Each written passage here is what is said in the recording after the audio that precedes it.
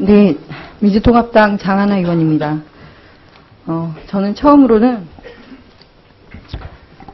안진의 안진에서 나오신 이상근 증인께 질문을 드리겠습니다.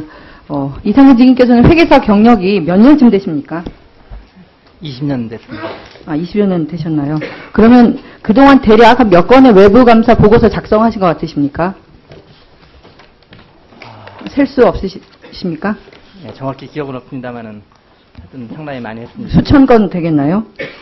사실 제가 이제 파트너 된 지는 한 7년 정도 됐기 때문에 네. 그전에는 스텝으로 일했고 파트너 이후에는 예. 알겠습니다. 하여튼 많은 경험이 있으시려고 보고요.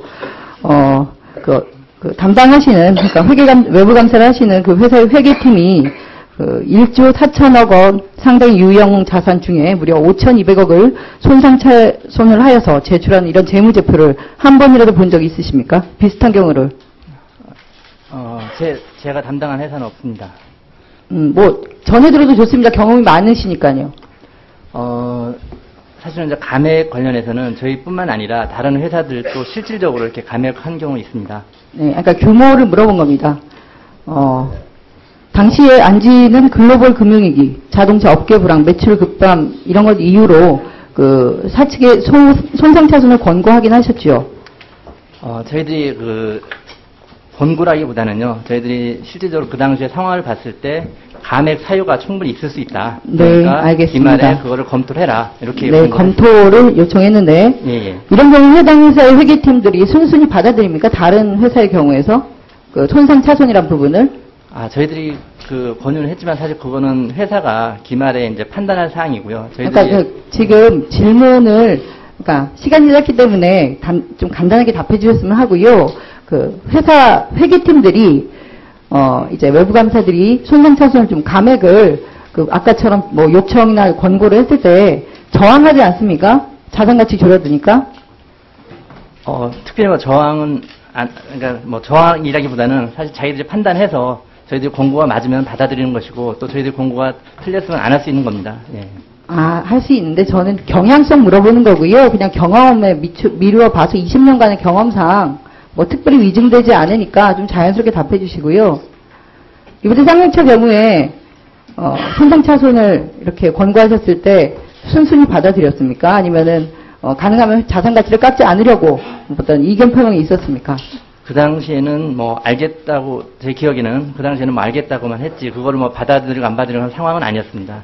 그럴 가능성이 있다는 것만 알려준 거기 때문에. 네, 그러면 쌍차 회계팀이 무려 5,200억 손상차손을 한 재무제표 제출했을 때 그 액수가 좀 놀랍진 않으셨습니까? 의외시지 않았나요?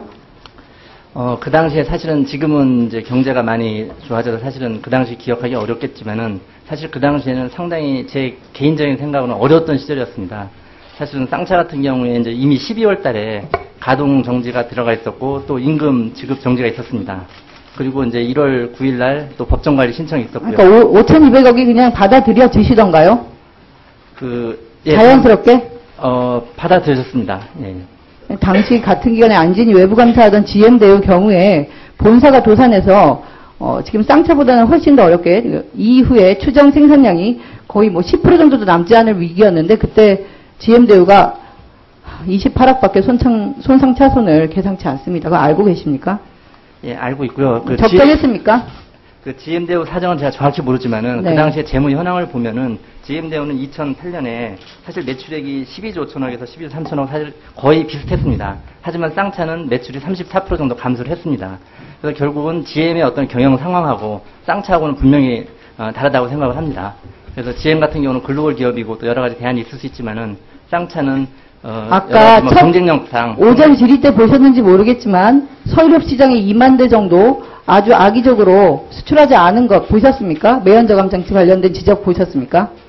그 부분은 제가 뭐 정확한 사항은 잘 모르겠습니다. 기억이 안 납니다. 예. 아까 08년 말에 글로벌 금융위기에 쌍용차만 놓인 건 아니죠? 죄송합니다. 다시 한 번만. 네, 그 같은 시기에 글로벌 금융위기 때문에 위기에 놓인 기업들이 많았죠. 쌍용차뿐 아니죠?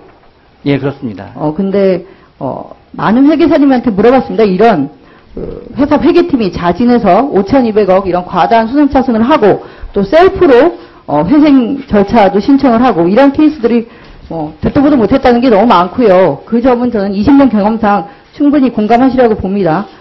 다음에는 삼정의 윤창규 사무님한테 좀 묻겠습니다. 네. 네.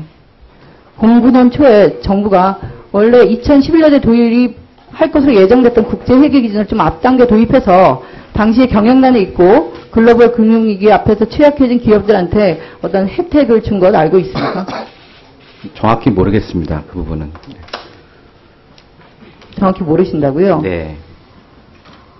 당시 삼정이 외부 감사로 있던 GX 칼텍스가 뉴스에 치면 금방 나오는데요.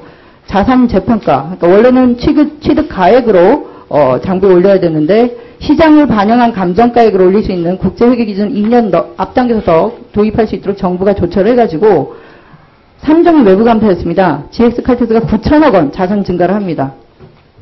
그리고 지금 이 자리는 없지만 3일도 자기가 외부 감사했던 CJ 제일제당이 1조에서 한 2조 정도로 토지 재평가를 해서 1조가 넘는 유형자산 재평가가 있었습니다. 이런 사실 못 들어보셨습니까? 저는 회계팀 소속이 아니어서 회계적인 문제는 잘 모릅니다. 그럼 계속 아까 안진에서 나왔던 증인분한테 계속 묻는 게 나을 것 같은데요. 지금 삼정이 쌍철 경영 정상화 방안을 작성하면서 자산 매각, 정리해고 등 주요 방식을 따른 건 알고 계시죠? 예, 사후에 알았습니다. 예, 예. 그러면 회계 전문가로서 질문을 하겠습니다.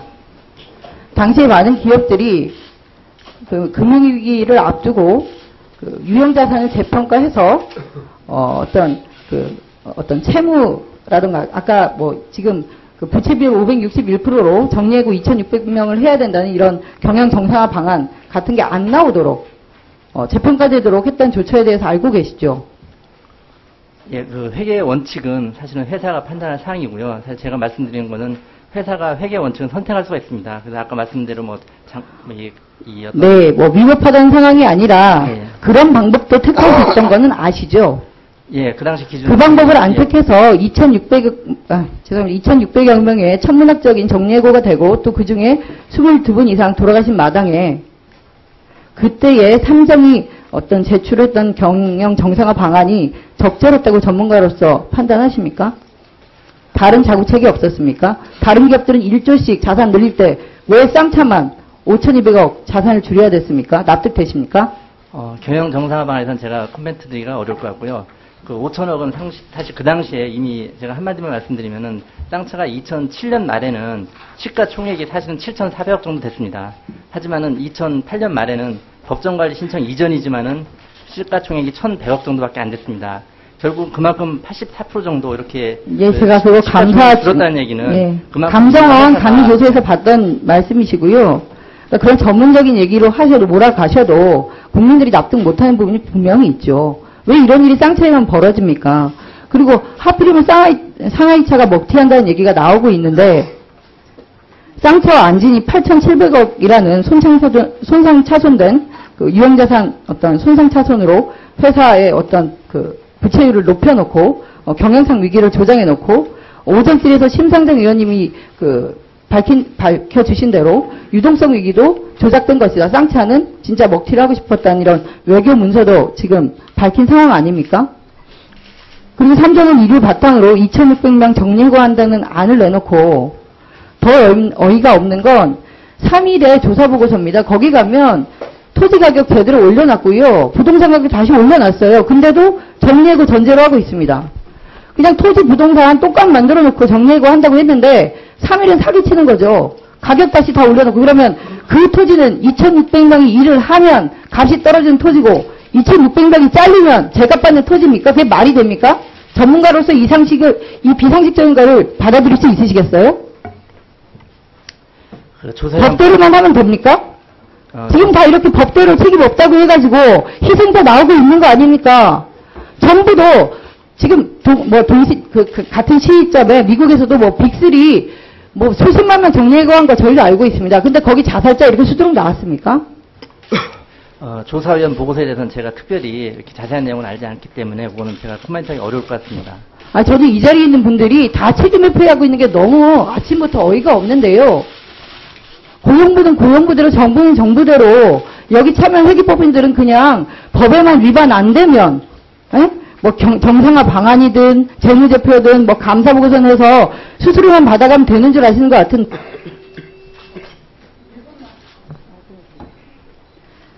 나중에 마인드라이브 할 때 그 MOU를 쓴 거 보니까 그 매각 주관사에 삼정하고 맥쿼리 증권 들어있던데 맞습니까?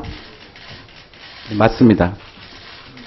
네, 그때 죄송합니다. 매수 주관사는 그 MOU에 안 나와 있는데 매수 주관사는 누구였습니까? 삼성증권하고요.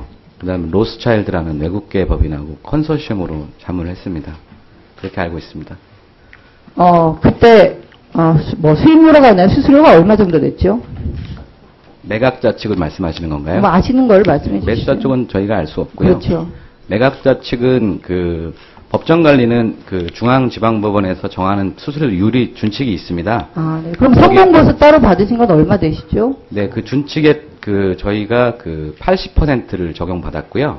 그 착수금으로 4천만 원을 받고 성공보수로 17억 정도를 받았는데 그거를 4개의 법인이 나눴습니다. 그래서 맥쿼리, 삼정, 그다음에 삼정 회계법인, 법법인 세종 이렇게 4기관이 그 협업을 같이 했었습니다. 예, 그 삼정 매각 주관사를 공동으로 한 삼정 KPMG 어드바이저리하고 맥쿼리 증권이 37.5%씩 받았고요. 8분의 3에 해당합니다. 그리고 회계자문과 법무자문을 맡은 삼정 회계법인과 법법인 세종이 8분의 1씩 12.5%씩 받았습니다. 자, 장하나원님 정리해 주기 바랍니다. 물론 회생법이나 외관법 안 어기시고 잘 돈 버시는 것도 좋은데요. 노동자가 생산 어떤 도구가 아니고 사람이거든요. 같은 사람이고요. 2,600명 정리해고된 안을 올릴 때는 그리고 그거를 파산법원이 받아들이거나 고용부가 조정을 전혀 안 할 때는 여기 사람 목숨이 달린 걸 생각하셔야 돼요. 바로 옆에 앉아 계시지 않습니까? 법 안 어긴 거 중요하지 않아요, 지금. 국민들이 납득을 못하고 있어요. 전문가로서 당시에 이 쌍차에 대해서는 다른 회생 방법이 있었다는 거, 국민들이 지금, 오전에 심상정 폭로하신 것도 있지만 납득을 못하고 있잖아요. 그리고 심지어 앞에 계신 한광균 지부장님께서는 들어갈 때까지만 해도 그런 회계 조작이 감이 있었나 상상도 못하셨다고 합니다. 근데 안에서 22명 상을 치르셨습니다. 답변을 좀 드려도 되겠습니까? 조금 시간을 주신다면. 답변하십시오. 네, 일단은 저희가 이제 인력 구조조정이라는 것이 지금 외람되지만 그 부분에 지금 포커스에서 물론 청문회가 있는 걸로 알고 있습니다만은요.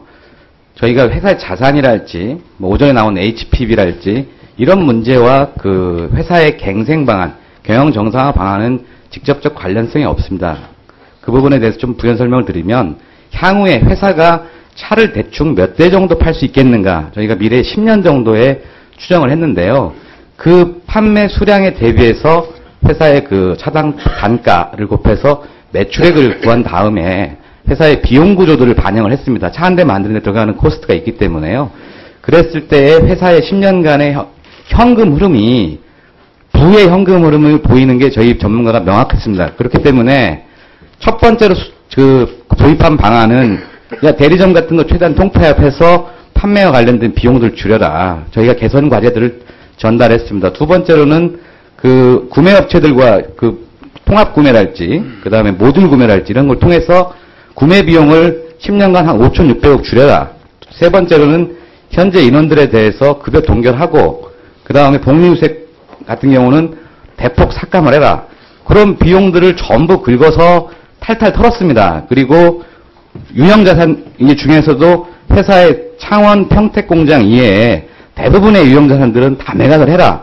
그게 한 2,700억 정도 됩니다. 그런 현금 흐름들을 다 고려했을 때 회사가 그럼에도 불구하고 영업 적자와 현금 흐름의 마이너스, 부의 현금 흐름이 추정이 됐습니다. 그래서 불가피하게 최종적으로 선택한 것이 인력을 구조조정 대상에 포함시킬 수밖에 없었던 불가피한 사정이 있습니다. 참고로 보고 드리면 저희가 2009년도 2월 달에 업무를 시작했는데요. 당시에 저희가 그 회사가 판매할 수 있다라고 예상한 추정이 5만 5천 대입니다. 실제로 3만 5천 대를 팔았습니다.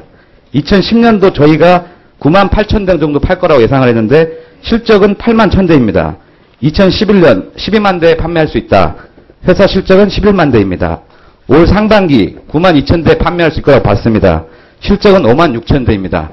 당시에 저희가 추정했던 부분들이 미래에 대한 어떤 불확실성들을 가정하고 예측을 했지만 저희 나름대로도 최소화시킬 수 있도록 노력했던 부분들은 좀 이해를 해줬으면 하는 바람이 있습니다. 됐습니다. 그 정도 들으면 됐고요. 네, 진짜 또 질의하실 10초만. 거면 아니, 다음에 하십시오. 질의가 아니고 저 답변에 대해서. 아니, 순서를 지키십시오. 순서를 지키시고, 이렇게 하면 정문회가 안 됩니다. 그러니까 다음에 하십시오. 자, 최봉 홍 의원님, 신문, 네, 하십시오.